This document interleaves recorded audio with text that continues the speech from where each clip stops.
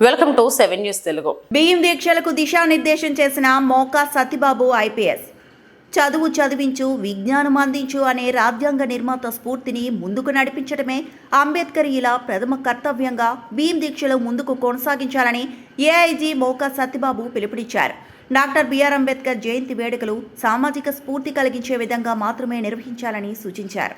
Avanigadda April 2 గురువారం సాయంత్రం MBK function hall వద్ద నిర్వహించిన భీమ్ దీక్షల సమావేశంలో Moka Satyababu IPS assistant inspector general police training వారి చేతుల మీదుగా 100 మందితో భీమ్ దీక్షల స్వీకరణ కార్యక్రమం నిర్వహించారు.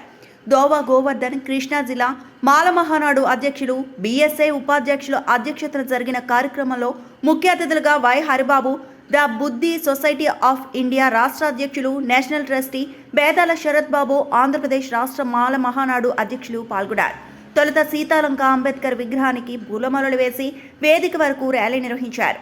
ఈ సందర్భంగా భీమ్ దీక్షలను ఉద్దేశించి మాట్లాడుతూ భారత రాజ్యాంగ నిర్మాత డాక్టర్ బిఆర్ అంబేద్కర్ గారి చదువు, శీలం ద్వారానే అత్యున్నత శిఖరాలకు ఎదగడం జరిగిందని, తద్వారా ఈ సమాజంలో ఉన్న కులమతాల రుగ్మతలను తొలగించి స్వేచ్ఛ సమానత్వాలను అందించడం జరిగిందని, ఆ మహనీయుడి త్యాగాల ఫలితంగానే మనుషుల్లో అసమానతలు, స్త్రీ పురుషుల లింగ వివక్ష తొలగించబడ్డాయని అన్నారు.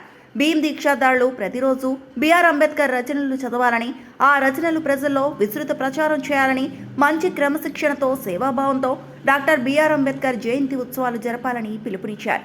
ఈ కార్యక్రమంలో మువ్వల అన్వేష్, ప్రజా పోరాట సమితి అధ్యక్షులు ఎండ్రపాటి అశోక్, బీఎస్ఐ రాష్ట్ర కార్యదర్శి భీమ్ దీక్షాదారి దాసి సీతారామరాజు, అంబేద్కర్ సిద్ధాంత ప్రచారకులు చింతా ప్రసాద్, కోటే రామ్నాథ్, పల్లెం షాలేం రాజు, మాల సంఘాల జేఏసీ జిల్లా నేత పంతగాని సురేష్, బత్తుల రాజు, వివిధ అంబేద్కర్ యువజన సంఘాల నాయకులు పాల్గొన్నారు.